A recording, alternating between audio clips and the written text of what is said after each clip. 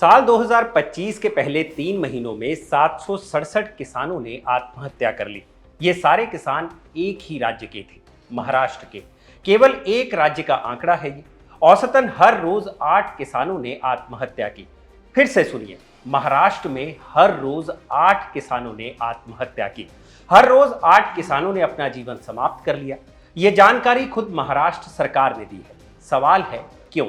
जिस राज्य में देश के सबसे ज्यादा अरबपति रहते हो, जिस राज्य को देश का इंडस्ट्रियल हब कहा जाता हो, मुंबई, पुणे, नागपुर जैसे बड़े बड़े शहर हों, उसी महाराष्ट्र में 90 दिनों के भीतर 767 किसानों ने आत्महत्या कर ली। सवाल सरकारों से भी है और हमसे भी। क्या ये हमारी सामूहिक असफलता नहीं है? हर रोज 8 लोग आत्महत्या करते रहे और दशकों से करते आ रहे हैं, और हमने इसे रोकने के लिए क्या किया? खबर गांव समाचार के इस एपिसोड में बात करेंगे महाराष्ट्र में किसानों की आत्महत्या की। साथ ही आपको बताएंगे बिहार में मुसलमान वोटों पर हो रही राजनीति के बारे में। क्यों महागठबंधन में शामिल पार्टियां ओवैसी को साथ लेने के लिए तैयार नहीं हैं, और अगर ऐसा नहीं हुआ तो क्या फिर से ओवैसी 2020 दोहराने की तैयारी में है? बताएंगे आपको विस्तार से खबर गांव समाचार के इस एपिसोड में। नमस्कार, मैं हूं भूपेंद्र सोनी और आप देखना शुरू कर चुके हैं हमारा डेली बुलेटिन खबर गांव समाचार। आज बात करेंगे 2 खबरों पर। पहले बात महाराष्ट्र में किसानों की आत्महत्या के बारे में, और फिर बिहार की राजनीति पर।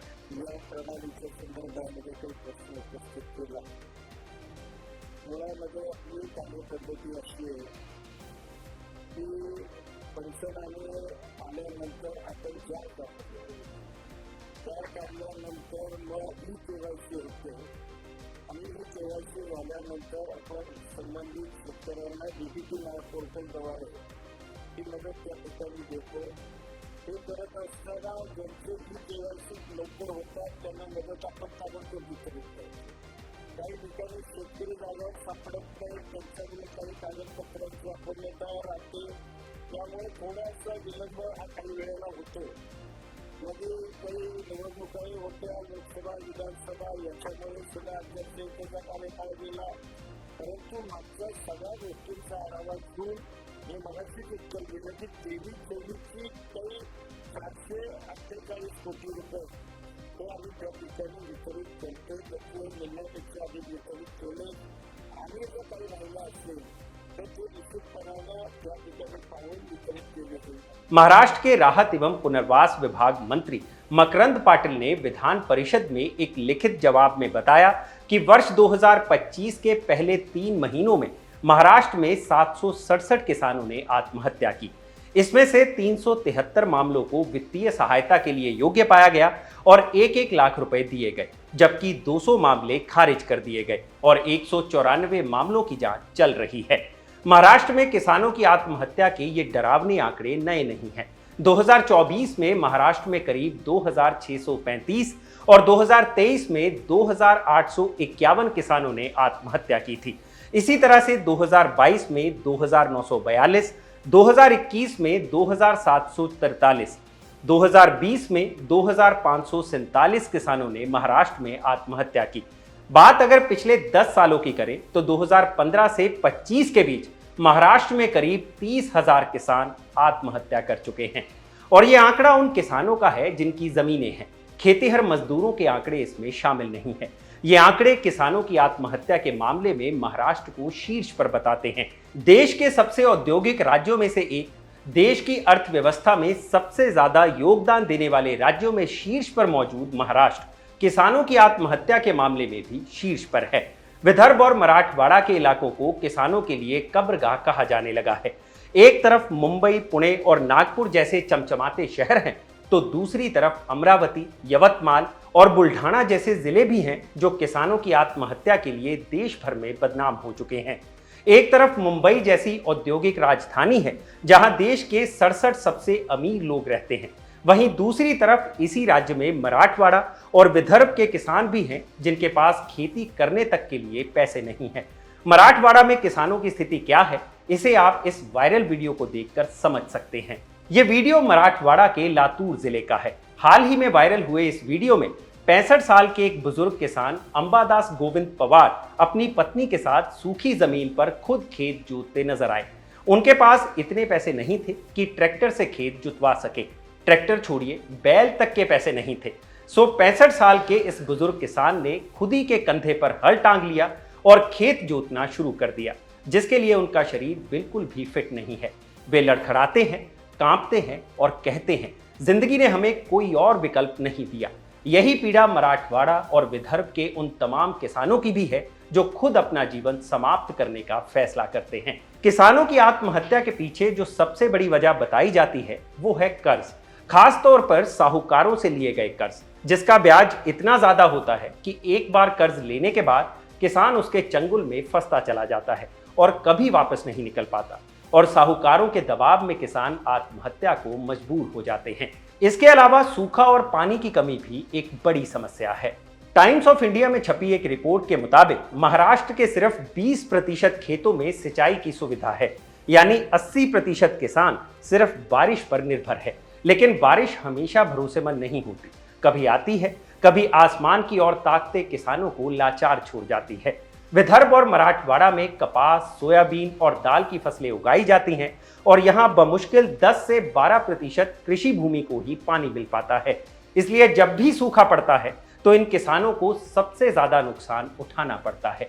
इसके अलावा प्रशासनिक उपेक्षा, सरकारी नीतियों का बेहतर क्रियान्वयन ना होना भी एक बड़ी समस्या है, जिसकी वजह से दशकों से चली आ रही इस समस्या का तमाम वादों, घोषणाओं के बावजूद समाधान नहीं हो पा रहा है। लोकसभा में नेता विपक्ष राहुल गांधी ने महाराष्ट्र से आए इन आंकड़ों को शेयर करते हुए महाराष्ट्र और केंद्र की सरकार पर निशाना साधा है। राहुल गांधी ने लिखा, सोचिए सिर्फ 3 महीनों में महाराष्ट्र में 767 किसानों ने आत्महत्या कर ली। क्या यह सिर्फ एक आंकड़ा है? नहीं, ये 767 उजड़े हुए घर है, 767 परिवार जो कभी नहीं संभल पाएंगे। और सरकार चुप है, बेरुखी से देख रही है। किसान हर दिन कर्ज में और गहराई तक डूब रहा है। बीज महंगे हैं, खाद महंगी है, डीजल महंगा है, लेकिन एमएसपी की कोई गारंटी नहीं। जब वो कर्ज माफी की मांग करते हैं तो उन्हें नजरअंदाज कर दिया जाता है, लेकिन जिनके पास करोड़ों हैं उनके लोन सरकार आराम से माफ कर देती है। आज की ही खबर देख लीजिए, अनिल अंबानी का 48,000 करोड़ का एसबीआई फ्रॉड। मोदी जी द्वारा कहा गया था कि किसान की आमदनी दोगुनी करेंगे। आज हाल ये है कि अन्नदाता की जिंदगी ही आधी हो रही है। ये सिस्टम किसानों को मार रहा है। राहुल गांधी के सवालों पर महाराष्ट्र सरकार के कृषि मंत्री का जवाब सुनेंगे तो आप माथा पीट लेंगे। महाराष्ट्र के कृषि मंत्री माणिकराव कोकाटे ने कहा कि उन्हें नहीं पता कि राहुल गांधी को किसानों की आत्महत्या के ये आंकड़े कहां से मिले। इन आंकड़ों की जांच करनी होगी। हैरानी की बात यह है कि ये आंकड़े खुद उन्हीं की सरकार के मंत्री ने महाराष्ट्र की विधान परिषद में दिए थे। खुद कृषि मंत्री को नहीं पता है कि उनके राज्य में कितने किसानों ने आत्महत्या की, तो फिर आप समझ सकते हैं उच्च पदों पर बैठे लोग इस तरह के गंभीर मुद्दे पर कितने संवेदनशील हैं। इसमें कोई दो राय नहीं कि महाराष्ट्र भारत की अर्थव्यवस्था का एक प्रमुख आधार है, इंडस्ट्री सेक्टर में भी और सर्विस सेक्टर में भी। लेकिन जैसे ही बात आती है किसानों की, ये सारी चमक दमक धुंधली पड़ जाती है। आपका किसानों की इस आत्महत्या के आंकड़े को लेकर क्या कहना है, हमें कमेंट सेक्शन में जरूर बताएं। अब बढ़ते हैं अगली खबर की तरफ, जो आई है बिहार से। बिहार में कहावत मशहूर है, खेलेम न खेले देम, खेल वे बिगाड़े। 2020 में इसी कहावत की डंडेर पर बैठे दिखे थे ऑल इंडिया मजलिस इत्तेहादुल मुस्लिमीन यानी AIMIM के मुखिया असदुद्दीन ओवैसी। 2020 में बिहार विधानसभा चुनाव हुआ था। चुनावी मैदान में 2 मेन प्लेयर थे, एनडीए और महागठबंधन।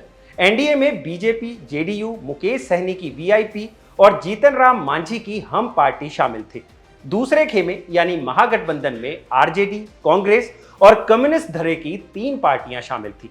इन 2 गुटों के बीच हेड टू हेड फाइट थी। लेकिन सियासत अगर शतरंज की बिसात है तो आईपीएल का पॉइंट टेबल भी तो है, जहां कई बार किसी तीसरी टीम का रन रेट तय कर देता है कि कौन सी टीम टॉप 4 में जगह बनाएगी। 2020 के बिहार चुनाव में पलड़ा कुछ तेजस्वी यादव के नेतृत्व वाले महागठबंधन के पक्ष में झुका हुआ था।